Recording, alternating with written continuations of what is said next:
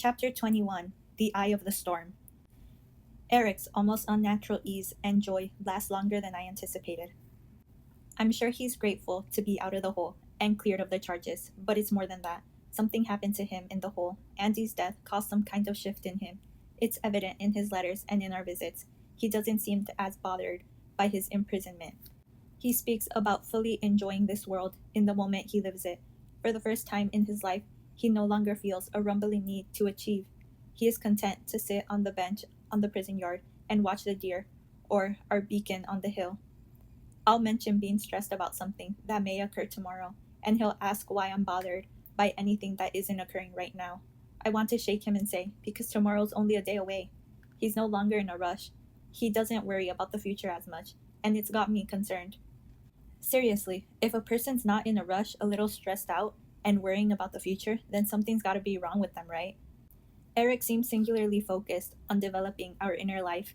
He works with the administration for permission to form a meditation class that is based on his years of study and practice of mind meditations.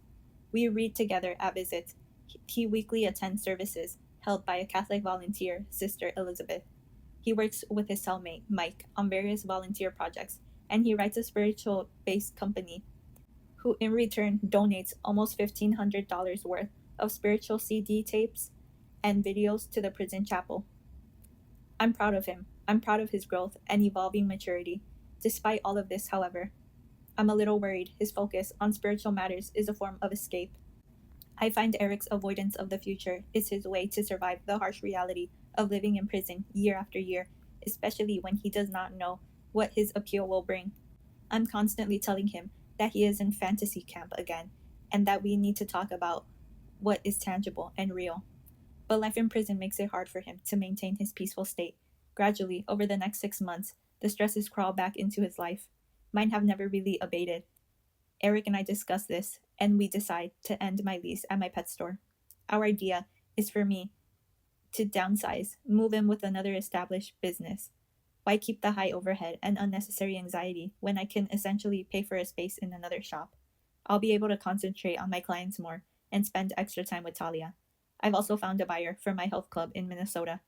It's a bitter-sweet goodbye. While it's another weight off my shoulder, I now lose one of the last vestiges of my former life. I will miss some of the staff, memories, carry a quaint familiarity. It was a very difficult task to run a large business from over 2,000 miles away. The last of the legal technicalities after Chuck died finally resolved. One by one, my burdens diminish. The ties are severed. I'm striving for a pure life, one without attorneys and numerous businesses to oversee. A peace that comes from knowing that all your heartache is self-generated. For me, a simple life means reducing my holdings and selling some of my property. Much of my beautiful furniture will go next. The little me screams, no, but my deeper self is sure this is the path of my soul. As I relinquish my material ties, I continue to burrow inward. My meditation expands in depth and intensity. I join groups to explore and enhance my intuitive abilities. The images and sounds of my childhood have gradually returned and increased. Like awakening from a long dream, I'm no longer feeling blindly through the darkness. I am adjusting to the subtle layers of the world. I close my eyes, deepen the silence within me, direct my focus, and then open myself to whatever I sense. Other than that, I can't explain what occurs. Yes, my little world is getting strange, but richer, only without the stress of maintaining and growing my financial wealth. Of course, there's real stress attached to poverty too, but I'm not there just yet. True wealth I'm accepting comes from moderation, simplicity, and from genuinely appreciating what you have without becoming overly attached to it. In April of 2003, Erik's cellmate Mike is given an injured finch to take care of. Another prisoner had found the baby finch in a woodpile. Its left wing had been mangled. Mike wants to raise it in the cell. These have always been brief adventures, however. This bird will never fly. Erik's concerned. How long do finches live? He asked me. I tell him about 3 or 4 years. 4 years? But the bird peeps all day long and half the night. Of course, there really isn't any other option. The bird will die in the wild. Erik works at night, and Mike works during the day. This translates into Erik spending most of the day alone with the finch. He creates a container for the baby bird and takes her on daily walks outside. She hops around in the grass and dirt looking for bugs while Erik reads. He's amazed at the range of a bird's personality and mannerisms. To my daughter's delight, he nicknames the bird Furby. 3 names for one animal are a little much, but Erik doesn't mind. Surprisingly, the other prisoners are respectful and even enjoy bird sitting. Erik tends to get overly attached to helpless creatures. It's only a matter of time, I know, before Furby is either taken by the staff or sadly dies. Wild birds are notoriously difficult to rear. Many simply stop eating. But as the weeks pass, Furby seems to grow stronger. Although she'll never fly, her health improves. Her head and neck feathers become a beautiful, bright orange. At every visit, Talia wants to hear funny Furby stories, and before I know it, the baby Finch has suddenly been adopted into the family. For the remainder of 2003, Erik and I are able to enjoy a quiet, deepening period. In July, Erik's application for review is sent to the Ninth Circuit Court of Appeals. Usually, if the court accepts a case, they'll review only one issue. If they don't believe that any issue raised in the appeal have merit, they will reject the entire appeal. If they refuse to hear Erik's case, will be without recourse. He will have lost his appeals. As we wait, the Ninth Circuit refuses to hear the appeal of some prisoner around Erik. It's impossible not to be nervous, but as the months pass, we return to our daily patterns. I've begun rollerblading in the morning with my close friend Angel. To add to my cardio workouts, Erik and I try out the Atkins diet. It's a hard diet, but it works. Soon another holiday is before us. I slip into my seasonal melancholy. Erik throws his romantic energy into keeping me cheerful. He rates his success as a husband by my level of joy. He sings Christmas songs into my ear and creates handcrafted presents for me, cartoon storylines, drawings, poems, and the like. I'd rather have his handmade gifts than diamonds. It's his effort I yearn for. After years of marriage, he still cherishes me, like a boy with a high school crush. I've created a scrapbook of our memories and put all of his personalized gifts into the treasure chest. I will one day pass them on to Talia. Then we receive the best Christmas present of all. The Ninth Circuit Court issues a ruling. They agree to hear 5 separate issues in Erik's appeal. Lyle's grounds are separate, but mostly similar. It's an extraordinary relief and a huge boost for us. He calls me that night, and I break the news to him. You're kidding me. It's true, Erik. I wouldn't kid you about this. Thank God, he whispers, relief coloring his face. Merry Christmas, sweetheart. Christmas, he says, odd, and New Year's and Labor Day and Easter combined. I don't think I realized how worried I was. He discovered that 2004 is the Chinese Year of the Monkey. He dubs it our year. On New Year's Day, he pulls me into his arms and kisses me, the sky in his eyes shining at me, and proclaims that the Year of the Monkey will be the best of our lives together. Erik was sure. If only it could have been so. Furby is killed on January 3rd.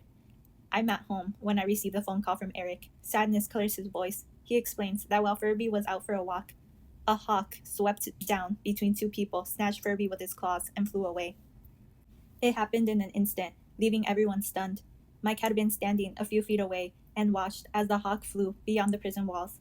I had no idea hawks were such a threat, Erik says. I completely let her down. Had he been more aware of the aerial danger, he insists Furby would still be alive. He is saddened. The tough part comes in explaining what happened to Talia, who had grown to love the Furby stories. But Erik never shies away from these assignments. He never shades the truth with Talia, believing that kids understand much more than adults give them credit for. He explains about the hawk and talks to her about the circle of nature. So her little soul is flying again now? Talia says. We've continued to raise Talia with a concept of the afterlife. That's right, he says, with a soft smile. She's free now. I'm just going to miss her, that's all. I watch the 2 of them interact with remarkable ease and see clearly that she has become his little girl. She needs him as much as he needs her. It brings me joy to see the way our small family has grown together. In February, the California of Corrections cuts visiting hours in all prisons from 4 days to 2. This dramatically affects our time together with my work schedule and Talia's activities. Our governor has ordered budget cuts, so the CDC has seen fit to take the cuts out of the prisoner program. It never fails to shock me that corrections pays lip service to promoting family bonds of prisoners while routinely severing the most basic programs that support family connections. Prisoners' connections with their families have been deemed central to the success of a prisoner's parole. Studies of recidivism indisputably show that prisoners who remain in close contact with their families are less likely to commit new offenses following release. If it wasn't so tragic to my life with Erik, it would be ridiculous to watch the utter disregard for the mental health of prisoners and for public policy. It's no surprise to me that California has the highest recidivism rate in the country, over 70% and climbing. The dramatic reduction in visiting privileges is one way that corrections attacks family contact. The other is the surcharge on telephone calls. It's a flawed system. Prisoners are forced to call their families collect using a prison phone system that is anything but cost effective. The state of California awards the prisoner telephone contracts based on which company offers the state the greatest money kickback. In other words, there's a bidding war, not for the company that will offer the lowest rate on calls to prisoners' families, but for ones that will give them the largest payback. Inherently, the families of prisoners represent the poorest of our community. For a prisoner to call home collect for 15 minutes, the charges range from $8 for a local call up to $25 outside of that area. 85 million in revenue is earned annually from these calls. 40% of that money goes back to the state. It is a way of balancing the budget on the back of impoverished families. The end result is that prisoners have greatly reduced contact with their families. The loss of prisoner contact with their families and the slow destruction of all but the strongest relationships foster recidivism more than any single factor. What this means to the public is that when the prisoners are released, most will have no one to turn to. The criminals in your backyard have fewer reasons to reform. Fortunately, I can afford for Erik to call me, but this is not true for many families. Oftentimes, the inmates begin to resent their family because they can't call home. I remember one friend of Erik's that always seemed to be passing by when we were on the phone. Erik felt sorry for him. He was estranged from his family, as most inmates are. Erik would sometimes call out to him to say hi to me on the phone. He would run by Erik, scared to talk on the phone. He hadn't used a phone in 12 years. The news continues to worsen. May 25th begins one of the darkest periods of my life. It begins with a phone call from Richard, a prisoner friend of Erik's, who we've gotten to know in the visiting room. There are 2 or 3 prisoners who Erik occasionally asks to call me, usually to deliver a message for him. Richard has very bad news. Erik has been put in the hole again. What? I'm sorry, Tammy. All any of us know is that it's another ISU investigation. My heart sinks. What are they doing? How many times are they going to put Erik through the sensory and emotional deprivation of the hole? He doesn't drink or use drugs. He's not involved in gangs and violence, yet they keep putting him in the hole. Since the ladder system report came out and my interview was aired, Erik had extended stays in the hole twice in the past year. I tell myself that it's going to be fine. I won't collapse emotionally. Erik and I have been through everything. Our love is solid. I know these hurdles are part of our soul's path, but my very human heart doesn't seem to care right now. I make an appointment to visit Erik on Saturday. I gather some envelopes, papers, his essentials, and stamps and mail them to him. I hope these essentials will reach him. The prison takes everything away from him when he is placed in the hole. The partly cloudy skies over Folsom cut golden rays across the green hills. Sacramento has so many beautiful areas, but none of them can wash away my sadness when Erik is in the hole. Before I met Erik, I used to wonder how wartime wives coped with being cut off from ones they love. Like it or not, the separation is almost unbearable at times, exacerbated by worrying what your loved one is going through. I think about the spouses of soldiers fighting and sympathize with their fears. At any moment, the worst may come. I know that feeling too. I've received that phone call. It sometimes makes me wonder how much the human heart can bear. People ask me, is this love worth it? I believe it is, but the sea of pain does make me wonder at times. I know true love is always worth the price. What most people don't realize is that the question of whether it's worth the sacrifice is really meaningless. Ordinary love will never survive extreme circumstances. The hardship cuts too deep. True love finds a way, not because it wants to endure the pain, but because it must. If the fire doesn't destroy our love, it forges a powerful spiritual bond. Only there, in the soul, is love rooted beyond the circumstance of our lives. Unfortunately, the separation still cuts our heart. True love offers no immunity from pain. I can only imagine what ISU is doing to Erik now. He is a prisoner, property of the state. They pretty much have a free rein with him. They claim to be bound by laws, and that's true to an extent, but whenever they want, they bend or break them. Most people are too frightened, too poor to hire lawyers. And those who can must battle against the state attorney general, who represents CDC and all of its employees. Appeals to courts takes months and years, and in the end, does anyone really care about what happens to prisoners? On Thursday, out of the blue, an ISU sergeant calls me. He wants to know if Erik ever made any unauthorized telephone calls to me. What? The answer is no. I ask him why Erik is in the hole, and he tells me that he can't discuss it. He asks if he can record an interview with me. Frankly, I don't trust him. Call me cynical. I tell him that if he wants to talk to me, he can clear it with my lawyer. The conversation rattles me and makes me even more concerned about Erik. He is far too trusting After everything he's been through, he's probably still expecting a fair shake. I love Erik with all that I am, but that doesn't change the fact that he's far too naive. He wants to believe in the goodness of others, and while that's a noble view, it makes him vulnerable in many ways. Erik has no radar for people. His ability to read them is broken. If someone is nice to him, well, they have him at hello. On Saturday, Erik's waiting for me in one of the 7 booths. He's in a jumpsuit and hasn't been able to shave. I ask, have they hurt you? He shakes his head. I'm fine, baby. He tells me he's in the hole for an investigation of unauthorized phone calls he never made. He tells me what he knows. His friend John, who I know from the visiting room, works in the chapel as a clerk. He's the sole worker there and performs every task, from janitorial services to typing. His work allows him access to the chapel phone. It was no secret among the prisoners that John would use the phone to call his family and girlfriend. The expenses were simply too high on the collect phone. Many prisoners, I learned, resort to making these kind of unauthorized calls, either because the phone company has blocked the collect calls or to avoid asking their family to incur the heavy cost of the collect calls.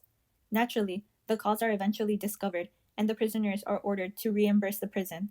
The difference is that what amounts to hundreds of dollars on the collect phone is usually less than $5 on a regular line. Unfortunately, some of John's calls were to me. He'd occasionally call to ask me to get a message to his girlfriend about when he would be able to call her next. My conversations with him were very brief. I always had to go a couple minutes, no more than that. When asked about the calls, John admitted to having made them. Because my number has been called, I guess you wanted to know if Erik had ever used the phone. John said that no other prisoner had access to that phone. In fact, Erik could prove that he was either at his work assignment or elsewhere when most of the calls were made. But out of hundreds of calls, they honed in on the few made to me. They know perfectly well I didn't make them, Erik says. I offered to take a polygraph, but they won't give me one. So what's going to happen? I'm not really sure. Erik, I don't want you to say a word to them. But I didn't do anything. Do you think they care? You're in the hole. Sure, but they'll put me in the hole for anything. I'm one of their favorites. I don't need to ask if he's kidding. Be serious for a minute. Do you think they're still upset about the ladder system? That and your Barbara Walters interview. I nod. I'm worried. Why? I just sensed something bad coming. Think about it. You're in the hole. They've got to know you didn't make the calls. They won't give you a polygraph. What's next? Sweetie, what's the worst that can happen? I look at him like he's stupid. Just stay safe for me, okay?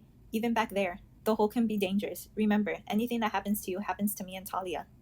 Don't worry, Tammy. I didn't do anything wrong. I'll be fine. Erik, naively, believes the prison administration will do the right thing. He doesn't understand vendettas and retaliation. By the nature of his notoriety, he has the power to inform the public, and there is nothing more worrisome to a closed system than the idea of tension and accountability. Erik sensed my feelings of dread. Look into my eyes, he says. I look up and meet his gaze. It's been 5 years since we were married. 5 years, and I not only love you more today, but I have more to hope for. Looking at him behind the glass, disheveled but strong for me, my eyes cloud again with worry. Just stay safe for me, okay? The long days of summer stretch on. I should enjoy the dry heat and the delicious, cool evenings. But with Erik stripped away, I feel none of it. The weeks pass even more slowly. I keep hoping that Erik's been released from the hole. But when Erik's former roommate, Mike, calls me, it's to tell me that he's still in the hole. One Saturday morning, I drive to the prison with Talia. She can't wait to see her daddy. When Erik's in the hole, not only is he removed from my life, he's also removed from hers. She won't be able to sit in his lap, but she'll be able to hear him, tell her how much he loves her. For little girls, that's a pretty big deal. We have an 8:30 visit.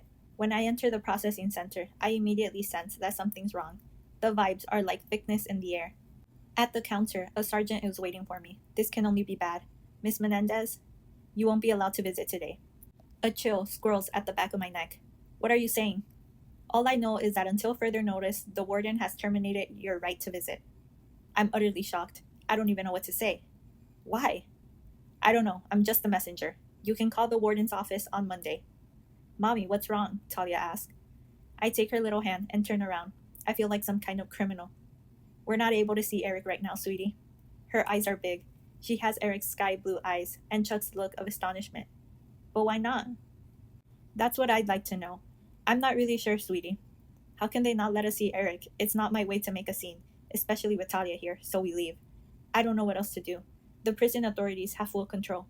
Citizens lose all their rights in this place. By law, they were required to notify me in writing. But what do they care? I leave frustrated and helpless. Walking away is all I can do to hold off the tears. I refuse to cry in front of Talia. I can't bear to wonder if Erik even knows what they've done. He is expecting me to visit.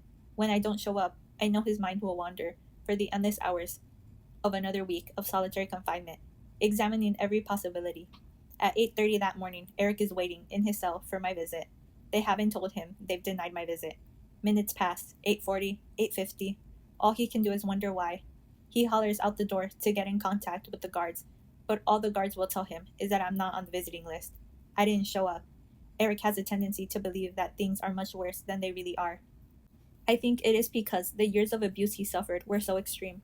He sits down to meditate, but he's unable to calm his anxiety. Hours pass. Mike calls me. I tell him what's happened. He says he'll try to get a message to Erik to explain what happened. Tell him to be strong, I say. And tell him it's the year of the monkey. That's what you want me to tell him? He'll understand. Like me, Erik's into symbolism. It's just the sort of message that'll put a smile on his face. 2 weeks later, Erik gets the message, somehow, and immediately writes a letter to the captain. My wife and daughter have been turned away at the gate without explanation. Their appointments to visit me have been denied. Apparently, I'm no longer permitted to receive visits. For the first 2 weeks in the hole, I was given no change of clothes, no ability to shave, to wash my hair, or even receive mail. I understand. This is prison. Now, 17 days later, I am still unable to receive mail, and now no longer allowed to receive visits. I'm at a loss to explain or justify these actions. To do this to me is considerable, but now it is being done to my wife and daughter. Obviously, this extreme punishment is motivated for the sole purpose of inflicting emotional pain. Would you like to take my food next? He sends the letter out of frustration and immediately regrets it. It's the kind of behavior that'll make things worse. The administration wants prisoners to comply without question to all orders. It's a well-known fact that they fear writers more than gang members. The following morning, an ISU sergeant comes to interview Erik. The conversation follows these lines. Enjoying your time in the hole, Erik? Not really, Sarge. Can I be frank? Sure. What right do you have to stop me from seeing my wife and daughter? He shrugs. I took them, didn't I? So I have the right. It falls under safety and security of the institution. I see. I'm going to be in the hole every year now, aren't I? Did you make those calls? No, but I think you already know that. Oh, but I wouldn't be here if I did. Besides, I have to ask you, Erik, aren't you a jealous man? I suppose at times. It depends. Why? Do you just let any man call your wife? Where are you going with this? You tell me, he says. Why did you let John call? I know John. He's a good man. Do you know what John's in prison for? Erik nods. Yes, and I know why I'm here too.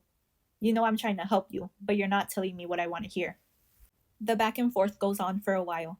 At the end of the meeting, the sergeant tells Erik that since he's in the hole and not able to visit his wife, he's going to drag his feet and maybe go on vacation before he files his report.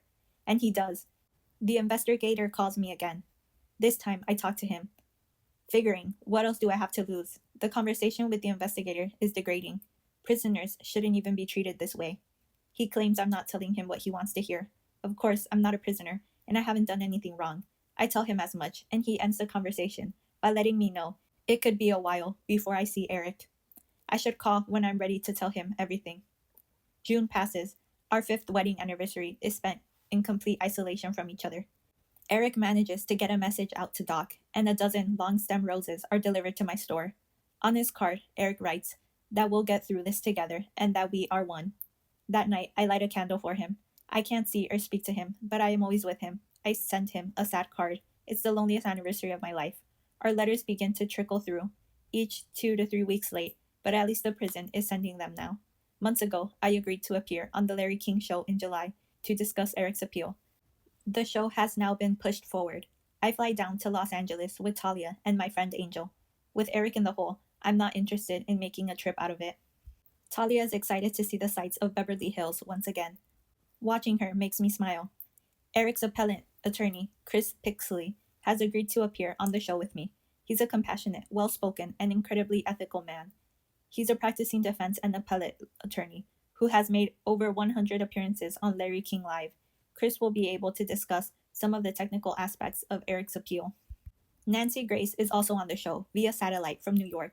She's a no-hold-barred, aggressive, extremely intelligent woman who believes that all people accused of a crime are necessarily guilty. It's a common belief I've never agreed with, and one that at its heart seems wholly unfair to me, almost un American. But Nancy is a sharp woman who carries her views with combative passion. I see the pain she carries with her from the tragedy in her past. The adversity she has suffered is, in my opinion, the reason why she is so compassionate towards victims. Huge camera equipment is stationed around Larry's desk and display pictures of Erik and me.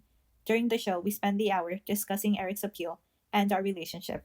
I talk about prison policy and bring up the increasing retaliation against Erik.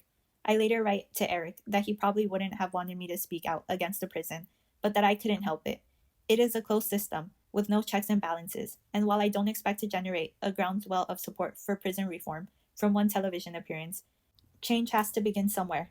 I feel as though I have done the right thing, but of course, not being able to see Erik means losing my support system and my sounding board. I can only wonder what he would think.